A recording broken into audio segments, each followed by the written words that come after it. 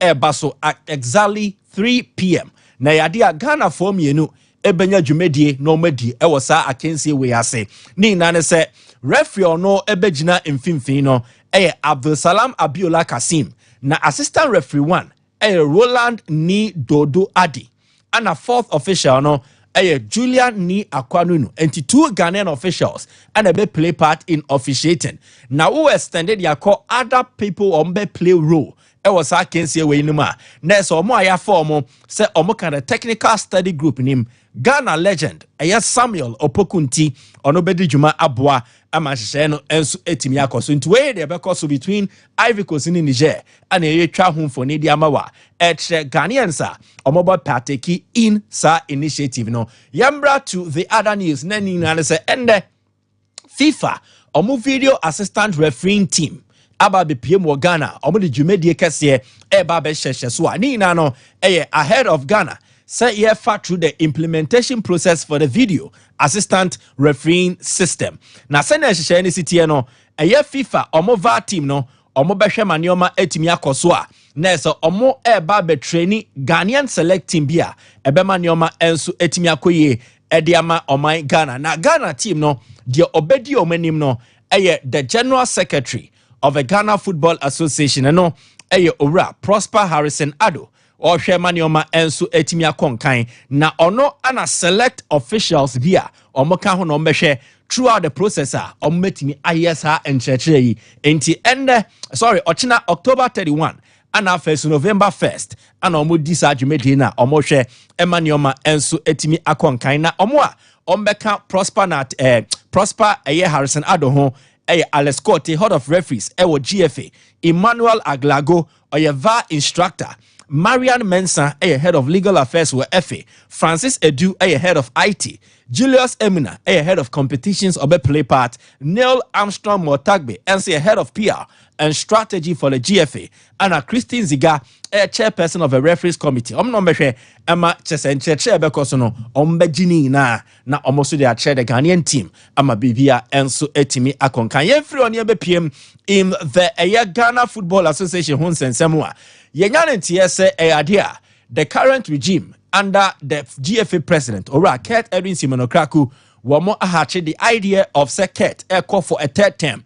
The divided opinions said Yaba and ebibe raise omuti omso omunjintum ebi so raise omuti omso omujitum na emu komano anagalka executive council member and so George Ofosuhene wode na no enso atumbi se senior Ora Kujofianu beka se wode de unsupported a third term bid for Keto Krekuno oni Kujofianu enso ya adwea George Ofosuhene ne nkomono say no wesi edino on tell me I'm chairman ko kan se yes person ko obeko take there and the unchance because first 2 terms and go ye be a bit now build a team see and if chairman can be say now miss meaning and go ye there I also not support the term bid you see I am my vote the about say individually make us say be our the position me them support but I cannot speak for everybody.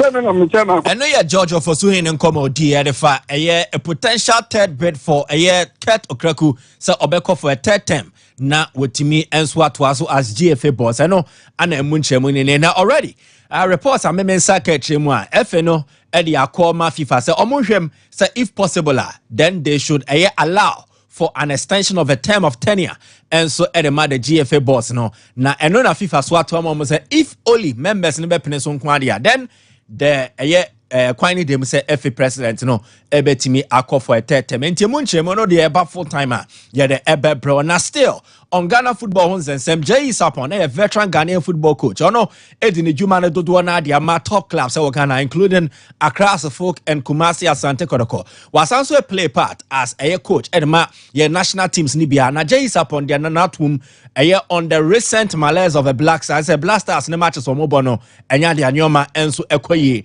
neno ana J Sapon nkomo di ni tremu the issues bedeviling the Black Stars it goes beyond the idea ni huno si afa coach ya say na wachirem say ye yare na yare no ni nchemu ne se ne si atie wa sa o yare a edo ko doctor so ko he ade ye doctor ama edo se ebe ma anyankwa na sa o yare na nko doctor ho a na o na mfite speak no so be enti no na ko so doctor no on my house I say you take and TJ is upon in common as a issue neso I was say the whole nation will be and so a day na ho din teche na ye pekwan ye be fa so betimi asay national team no e yare manoma and so etimi akonkan yembra to the Ghana Premier League idea and the outstanding fixture be baso na was baso March day 6 na kodokoko PM USA wo mo ekodi dwumedie ne no ana mampenifo 2 game ne be shende October 30 e baso e wo the UG Stadium of Legon e Legon City so mo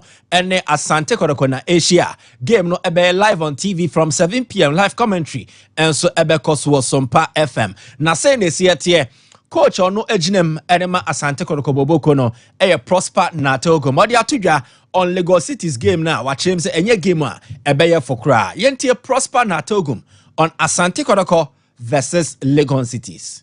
I think we need to go all out and make sure that we get the maximum points.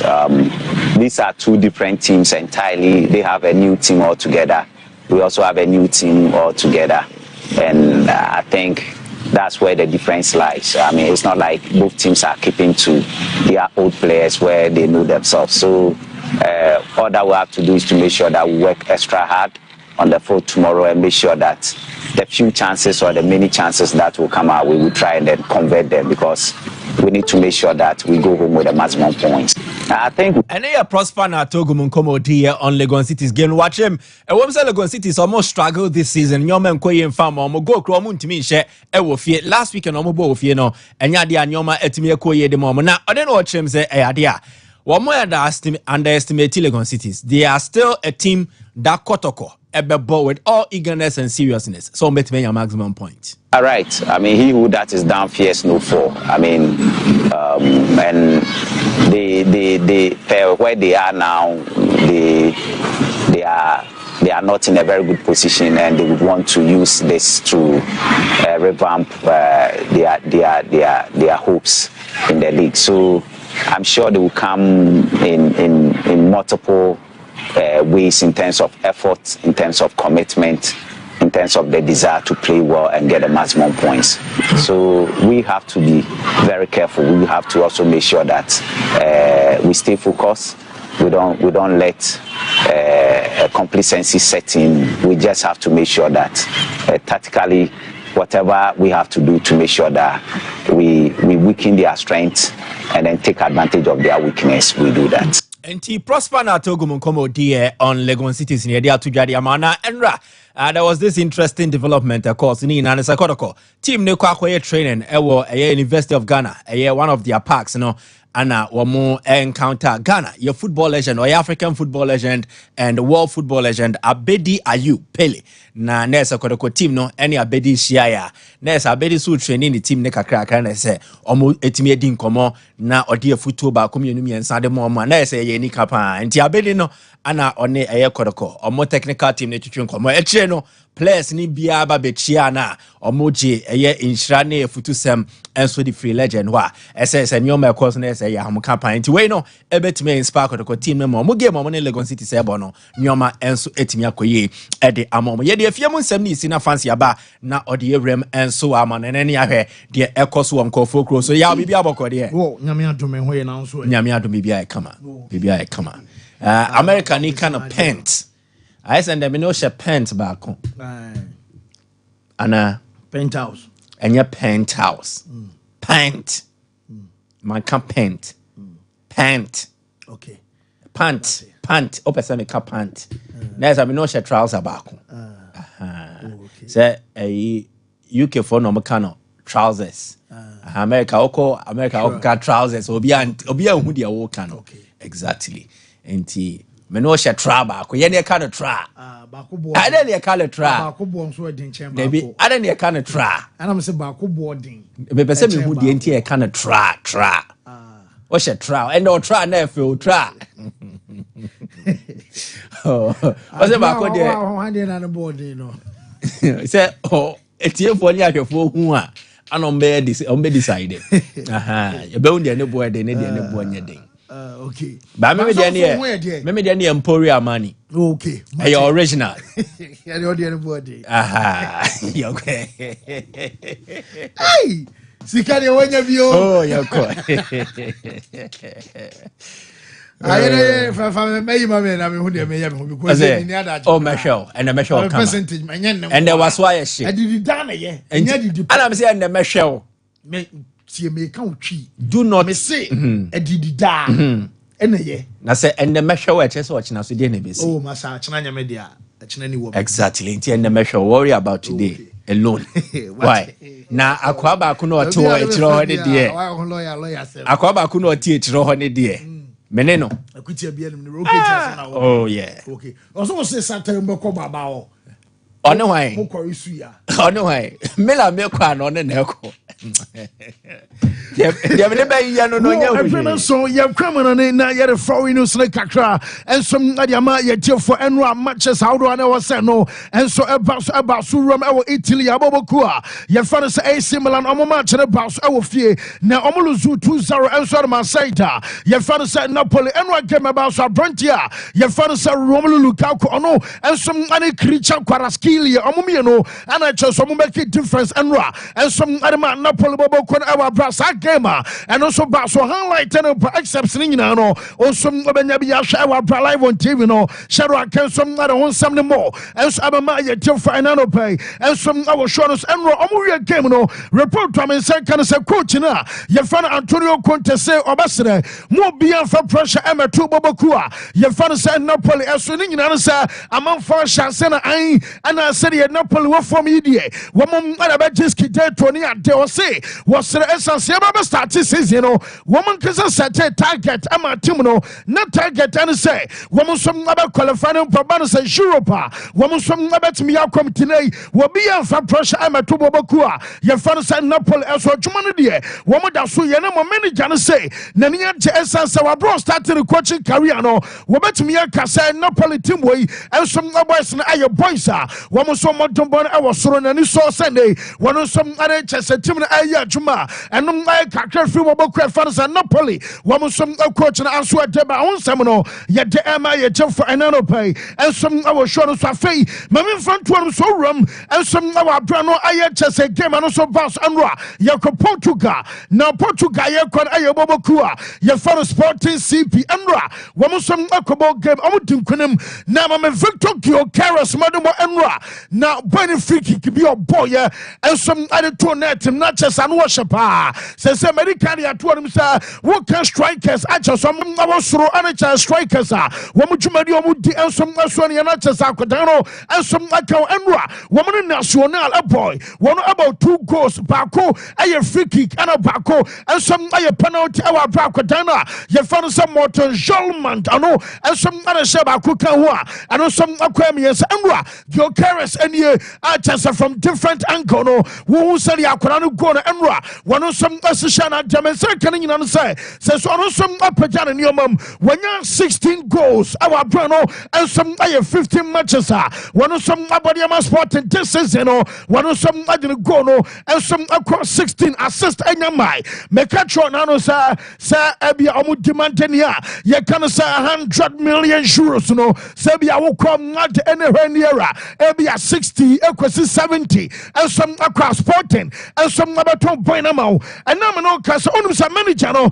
yeri kan ya tudwa enwa sam ono ena baba coach ayeboboku a ye fan Manchester United today enwa omo wi omo game no ensom abo post match onum sa Sky wo mo suma Chelsea central fan bako ensom amane koi wo bi o den komo wi na omo busa no sanya bia no wo mo nim so oyawe watete bia na omo busa no say Manchester juma no ono ananya bia no oba be ye anasesen ana sitie ana owura fan so Ruben Amorim say ono no ontimi nka ane ono so ontimi nka ntabi the best one kan nyina say omunya nwie ono ana be take decision aso obusa no de ato am no obusa no de ato abatene nyina chi no report am say kan say ena a chesenem aye Wednesday I was so refer so Ruben Amorim ono ensom ana chesena assistant coaches no makoma yensa report am nyina say Bako, your friend Carlos Fernandez, the Tosumianum, Aya Delio Candido, Ebium Aya Jorge Vital,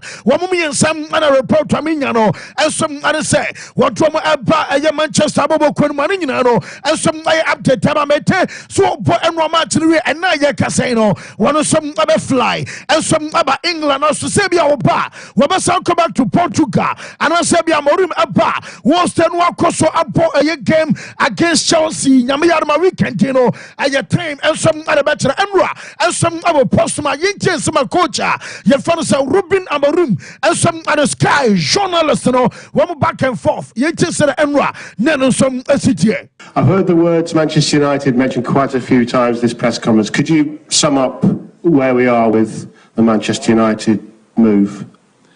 We have to wait a little bit more to explain everything I need to explain, and then it will be very clear. But the club, obviously, they have to, if an approach is made for their head coach, because of the rules, have said that approach has been made and the compensation fee has been agreed. So it's now your decision, I guess. Yes, that's what I said. It's my decision. I will tell everything. So we have to wait. That's it. How long? I don't know. Will you be in the dugout at Old Trafford on Sunday? I will be here. Definitely. I don't know. Thank you. Yes, not just a Manchester manager say one of our fetch one or dodge a questions na Yakubusa manager France and some Maraska so penny Yamiarma Sante mo kwawe to Old Trafford way and some match United at Chemo na Anyabiano did you say bia a Ruud van Nistelrooy and a coach man you and I say a Ruben Amorim and what Chelsea manager your father and some Maraska oh one on him a Van Nistelrooy power Van Nistelrooy there one on the crowd ball crowd yama we must spend it time and maybe a time our Malaga our brass out and woman in our ball and some other matimino now I'm gonna see a very cool on the power and I'm saying to prefer say we bring Van Nistelrooy to arrive fancy Amorim and also on the or him say they are Sunday Van Nistelrooy number not just was open here for him say they are Sunday no I have Van Nistelrooy mom Jamen say can say Chelsea manager no yes or say afei and a Juma Van Nistelrooy and maybe a chum and our brand new coach PSV Eindhoven and some our Netherlands no or Mauritania here can send videos in the ABM where we have Van Nistelrooy some videos na we best switch him at your call Ruben Amorim no said your Amorim no will be a sim that didn't chuma the Sarabia Sunday when we came about so much better than Juma Kama and one coach and father pep and send training back to Busan Sam Yate say yes in the panel the debate to say mo ebia wo kwa onom abano eye Ruben Amorim ono na Manchester for no and some act quick akwakofa no and some adana banya bia no wo bibi kano so ono do betimi aka so abo match e de tia Ruben Amorim be say twice pabina ono ankase na kodan na ye fa so Mateus Nunes Portugalina wo bobom adama Man City no wo say wo busa boy ama boy na ka twa say oyobi onuma pa and ono anka so pep and manager ni shia ye wo hwe no ma bia na coach gina dugout aya what did you pass a swine into one of the Manchester Fana na a Chelsea or your good coach Anunti and Abia United and your Jumanum Adaman Yentio coach your friend Pep Guardiola. Talk is about the experience. I played twice against Ruben Sport Lisboa team 1 or 2 seasons ago and the passion was really good. I spoke with Mateus Nunes that it was his player and I spoke highly about him. And look, this season is unbeaten or winning all the games in the Portuguese League and the Champions League, the same points with us. So, highly manager. So I had the feeling that it's Man United. What I hear that is thinking about him is because it's good manager. Yes, and no, I am some manager. Fan say yourself, Pep Guardiola, and I'll tell say you didn't some to the shadow aquatamfo. I have fan Anthony Kakaicheno. Say yes, say oh no papa kwa itiri baba kwa. Man you force say omodi Anthony Afedi and maybe a chum. Now you can't so be jam a point aquacabolo. None ya grano. Make someone for me say and I yes say and some Maraska say what pay Anthony Massa.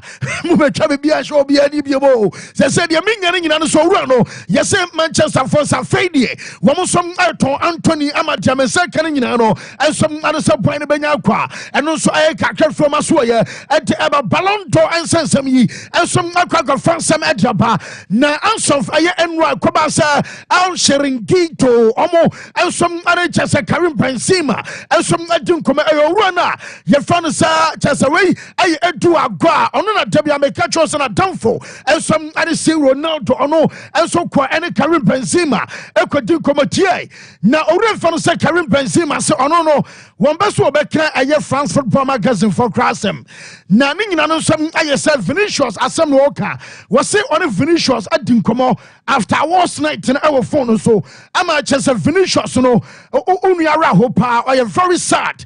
Now, you may call some Ajiba Command your marine, I am complicated, and say, if yourself and Biase, Yamiana Mante Vinicius, Quato Palonto, now on the third day, Ebeka few hours, amateur media persona, Ebeba Sebia, Denom, and Swaswafo, and I Sebia won Sanka, Ebasana, Yana Hajempa. Now, the best one coming in, so no, when we said Vinicius, as it here, Boynum Abayajuma, then our branch Biano, one of some Abajo Palantonibi, and some other sin, and also Bob Bia was saying Washabiano, Yana Chess Vinicius, Amatumano was throw, and no some accounts of Benzema say, and yes, Sebia or Boo Rodri, our Jeb Palanton and Imtia, all due respect to Rodrino, was saying, Sir, Uyobia Shapo, Nasabia Shapo, and some our TV so, Nebia Fear, who enjoy game now. Rodri said that, dear Bian was so Bia, just am said down so. Now so much Bia Madrid Apple, especially I last season. One more champions to the guest woman also no, was him a Juma Bia Katana, your father self Vinicius, a boy piano, one and also Palonto. Now Sanka Adamano Bueno, while you're strong, our Bia Palontono, one of some about to be an I update, and also Abanyamia Mavikanti, I am Valencia and a Madrid and about Mike. We all D said Yamian sir, yes, if Valencia supporters and say, hey, I talk. And yeah, one must see a quabba and a omobi. Almost a baby, or baby, almost say, when you are about formula at there. And you will cry last season. Roma, Valencia for better in the Papanifua.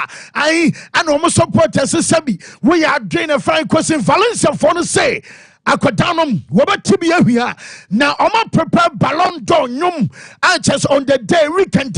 Woman supporters about to the Amakwadana, your fan of Vinicius, and your one, and what you on the banners, and your mouth droppy, and some other Baachas, and woman about director at the Amakwadana, your fan of Vinicius, Valenciana, make Canonum and from a denting, and it is a so flooding, a yiri at your fatches, a chronina.